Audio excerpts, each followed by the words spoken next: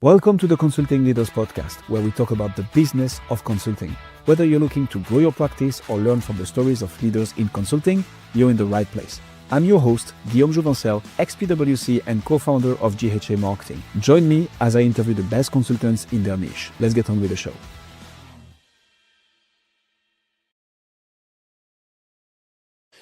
All right, Julie, I've interviewed a lot of B2B coaches and consultants who use AI and have specialized in AI in their niche, but AI consultants is not that common yet. So tell me, how did you get into there? Okay, well, let's see. I got into consulting about 25 years ago when I was living in Australia. I'm working for KPMG as a strategy consultant in Asia Pacific. And at that point, I had already had sort of some experience in sales and IT and, of course, people management. But there, it sort of made it clear to me that there's sort of a disconnect between strategy and actual implementation. And as I continued then to work in Germany and other places in Asia, and lived in Japan for 3.5 years, I started to move more into change transformation, and process analysis and implementation. And during that time, of course, AI has been around for a very long time. So at that time, slowly, little by little, I've been implementing AI, but not really the AI itself, of course, because the AI was implemented into many of the tools naturally. Now, of course, over the last few years, that has changed substantially. And I have, with my work, I've gradually, first through digitalization, automation embedded in system, but also now with this more powerful and visible AI that we have, I've been able to expose it and use it little by little in components, in individual tasks of a process, or for a full process. But I always make sure that an organization actually understands the business first and has the basis before they implement AI. So I've been doing it for a long time, but again, little by little, and of course, as you know, in the last few years, it's changed substantially. Been quietly exploding. Yes. Loud. So right. What would you say is the number one problem that you solve today? Like what's the problem that you help organizations solve?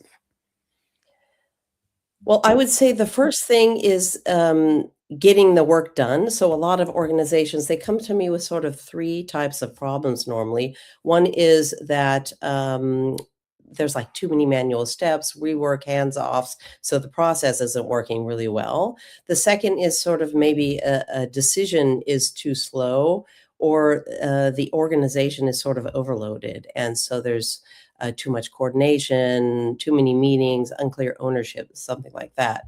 So these are things. And of course, there's some companies that say, "Hey, I want to implement AI," but when you go actually and go talk to the organizations, the real issue are, when you go back into it, one of those three normally.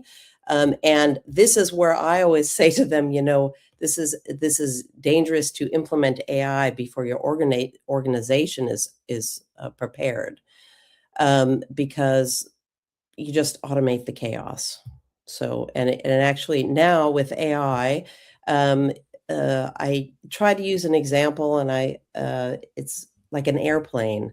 So if you take off on an airplane and you're just 1 degree off on an airplane when you start, you're going to end up in a completely different country. So, you have to prepare yourself for AI. There are, of course, small things that you can do right away, but if you really want to utilize, AI to its full extent, then you need to look at those changes. And those three issues are the ones that normally come up when you actually dig a little deeper.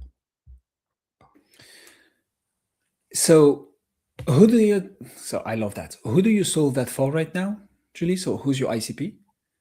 Well, There are usually I work with medium to large organizations, or I should say in the past, I've worked mostly with medium and large organizations who are going through a level of complexity. And often that's when they're had some sort of an acquisition, or they've grown quickly, or had a number of acquisitions. But I have to say, in the last months, I've seen a lot of, or I've had a lot of smaller companies coming to me as well, and I've noticed there's quite a lot of companies having small companies going bankrupt or going out of business in the last while. And I think that they are really feeling a lot of a pressure. And so I have recently also been working with a lot of smaller companies, but literally just in the last 8 months. Um, on the people side, I typically work with, CEOs, COOs, senior leaders across a range of different functions. Most recently, for example, in HR, finance, I did order to cash, procurement, supply chain, and then, of course, sometimes also for as I work with them, actually looking at the complete process organization and where you implement AI in those particular areas. But of course, you usually have to start small and then slowly grow. You can't do it all at once. And I think that's the most important thing about AI, and also one of the challenges of implementing AI in an organization, making that sort of clear. So it's interesting. Would you say there is a particular aspect where you help with AI? The reason I'm asking this is for small, medium level companies, it's usually going to be anything around automating low value add tasks, right? So CEOs, C-suite level executives who are spending time on something they shouldn't, and that could be automated with AI, or something that will either help acquire more customers or make those customers worth more or retain them longer, right? This is usually where you have the levers for growth for small companies. When I think about bigger ones, though, you want to be very, very niched down. I mean, the same way you would do consulting for, large organizations, you're an expert in a very narrow niche in finance, or you're an expert in a very narrow niche in operation, HR, whatever it is. Do you have such a thing when you look at those medium to large organizations, or is it just like AI? Um, Actually, what I try to do is I try to look at it from the business perspective. I think one of the mistakes that AI consultants make is that they actually try to focus only on the AI. And what I try to tell organizations is AI is not the answer. AI is a tool, just like automation. I mean, we've been using AI. AI is we've been using automation. So AI has been integrated into tools that we've been using for years now. And I think what organizations don't know, what they just don't understand that. And now that we can actually talk to AI and tell it what we want, and create workflows within, and use agents, it's become a different entity, and we can do much more with it. But most organizations, or well, the small organizations, of course, don't really have anything. But the larger organizations, I try to normally, what I like to simplify it. I try to tell organizations that there's sort of three, this is simplifying it very largely, but three types of AI tools. One is um, AI integrated into systems that you have, and maybe you have systems where you can actually already grab some AI or some additional modules or something that actually integrate AI. Then there's, of course, some AI tools that you can buy, like meeting notes if you don't have that in something that you already have, or some other small tools. And then there's, of course, the more advanced AI, automation of workflows, etc. So I try to simplify it that way, but I really try to tell organizations first, they often aren't even digital in all places. Then they don't often automate. And then after you digitalize and automate, then you can, and then clean up your processes, data, and systems. Then you can actually really utilize the AI. So I hope that helps explain it a little bit. It is a little complex. And with regards to Focusing in one particular area. I have the advantage, I have quite a bit of experience in many areas, and I've worked in many areas, but I would definitely suggest anyone starting in consulting to have a very, very clear focus on a specific function. For example, like you said, HR, finance, or otherwise, and even a specific focus um, in AI. Yeah. Because of my many years of experience, I can sort of dabble here and there, and because I know a lot of people, if it's an area where I'm not the expert in, of course, I pull someone in who's maybe an expert in that area. But definitely for new consultants going into consulting, they should specialize as much as they can, because otherwise it'll just be too difficult, and definitely too difficult to get consulting work and to grow. How do you, so this one is going to be interesting, I think, because we're going to be able to learn a lot from you, I feel, usually, and the audience is going to be able to learn from you. The reason I'm saying this is the question we tackle after we covered ICP, service, is how do you market, right? How do you brand? How do you get people problem aware, solution aware, and get them into your funnel? In your case, the range of problems that you can fix with AI is so broad, right? So curious to know how you manage marketing, branding, and how you get in front of the right people at the right time so that you can take the conversation further and eventually sign engagements. So can you break down for us how you market, how you brand, and how you get into the right rooms? Yeah, that's actually very good question. I have to say that up until recently, or up until COVID, all of my consulting was word of mouth, 100%. I actually never had to do anything. I was quite lucky. Um, but I should say after COVID, the market changed substantially, and I've found that I do need to make sure that I improve my visibility. So I am more intentional about visibility. I try not to self-promote. I think that's quite common with consultants, that they're a little uncomfortable with self-promoting. But I do try to improve my visibility. I do post on LinkedIn, for example, but I try to share my insights that my clients are already sort of wrestling with. So, for example, I think recently I did something from the shift from chatting with AI to actually using AI to do like multi-step process or workflow. I also just this weekend posted something about the AI magazine, that a Time magazine has sort of had an AI something on it. So things that I think would interest them. In addition, I have written a book um, called, I always have to look at it. It's actually called Shit In, Shit Out, which means if you don't have the good input, you get bad output. I've had a problem with the book. I can't market it in Amazon. Of Even though course. yeah, it's sort of a problem. So I have to like do something there and then remarket it, maybe with another asterisk or something. But yeah, it's about aligning data, process, technology, people for the AI revolution. And I have another book coming out in the next, I hope, month, but let's say 2 months. Also, yeah, exactly.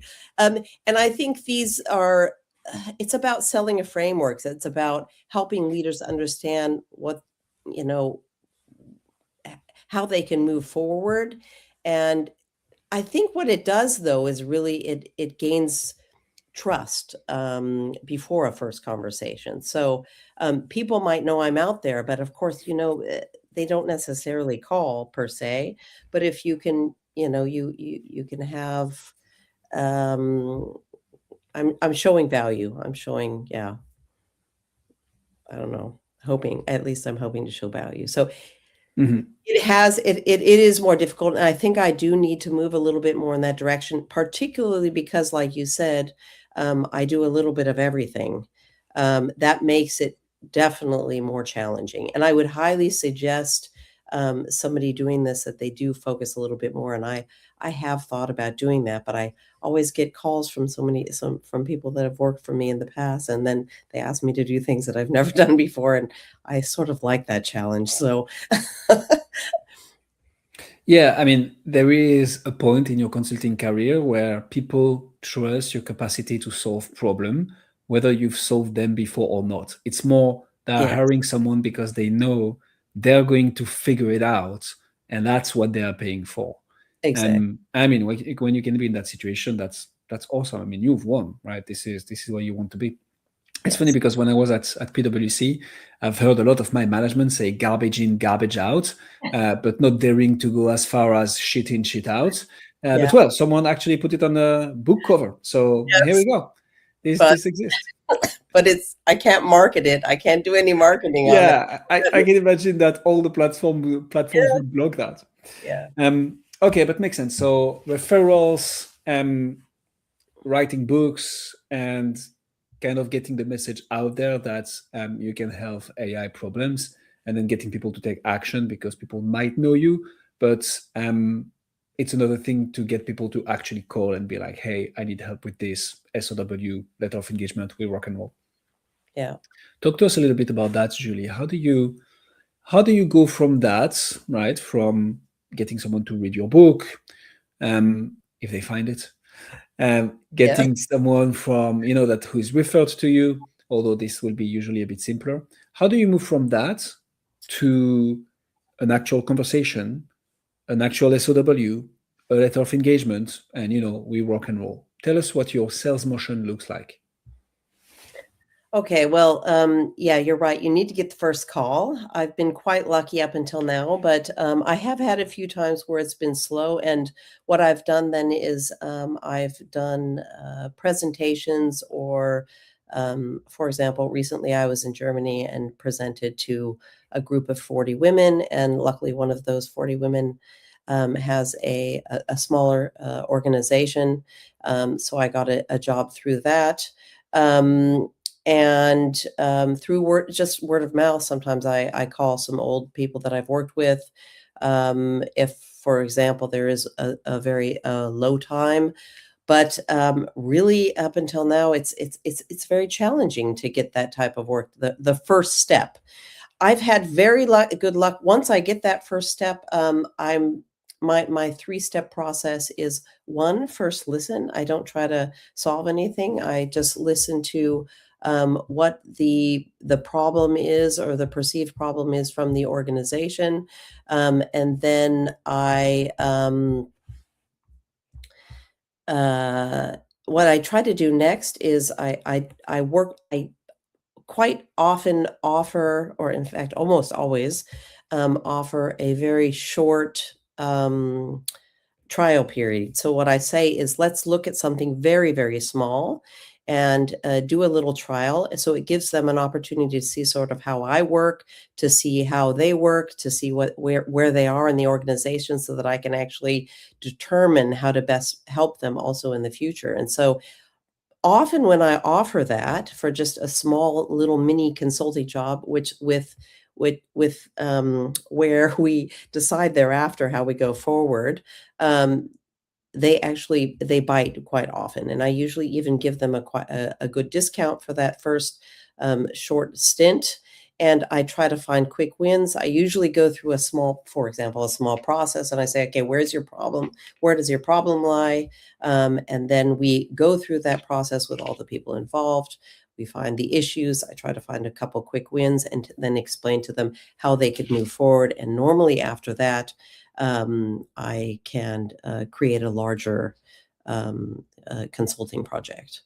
So because they see the benefit, so it's really important for me to show my benefit. And luckily, I haven't had any jobs where I haven't been able to do that, or at least I didn't get a small consulting project thereafter. I try to Mhm. work with the people. I always feel that the company itself knows the problems much better than I do. It's me sort of helping to structure and to find those problems and help them solve them. Mhm. I think that's a good segue to the next topic, which is around retention, right? And I like a lot what you said here around it's about getting started, right? So obviously that takes this whole marketing strategy, sales funnel to get the first engagement.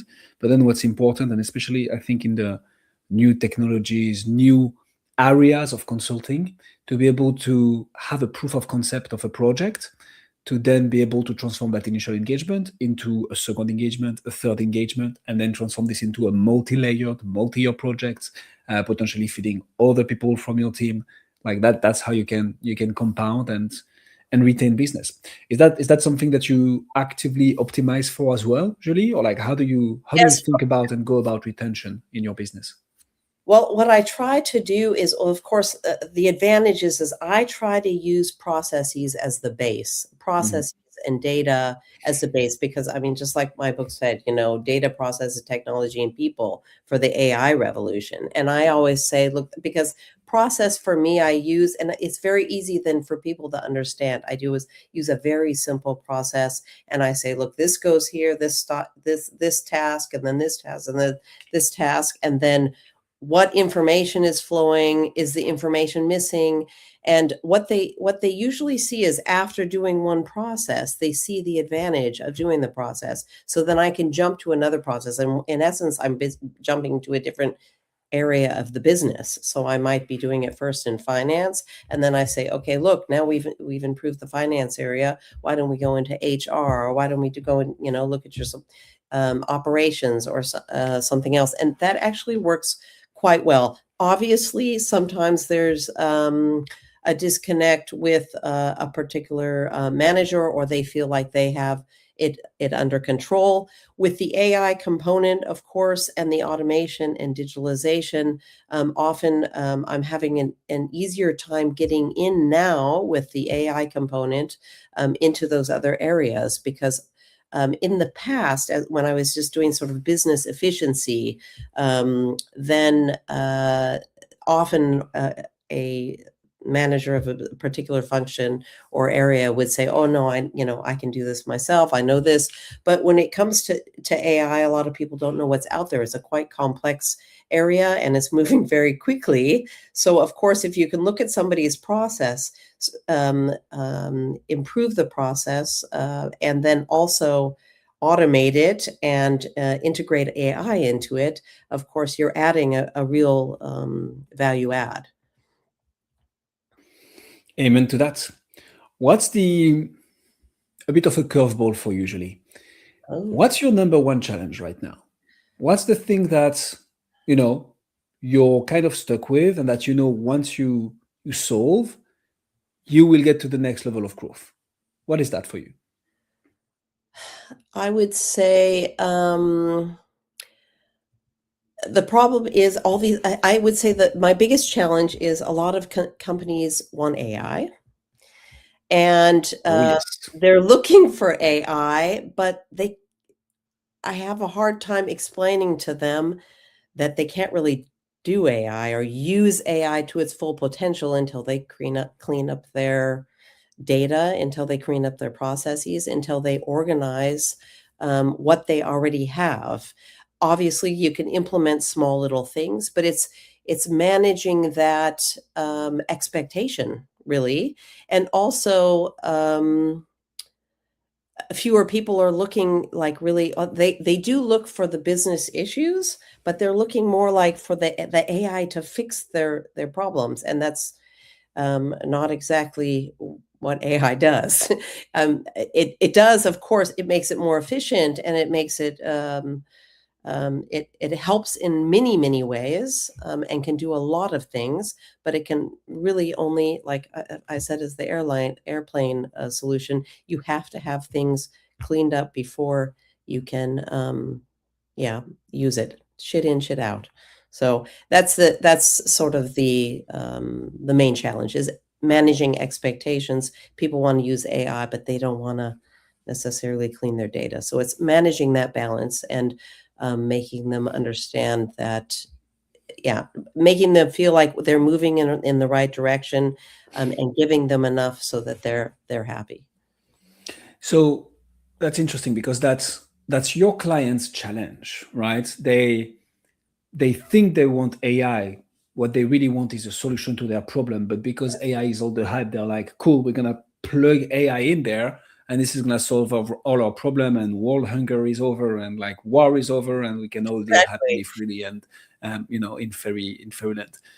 So if I was to kind of rephrase this, just to make sure I understood properly, your challenge is to educate your audience on the fact that AI is there and it's awesome, but it won't solve the problem you wanted to solve unless you first fix your data, your process, your operations, whatever lays underneath AI before we build on top, so that it can help you solve the problem that you're already solving, just at scale with AI.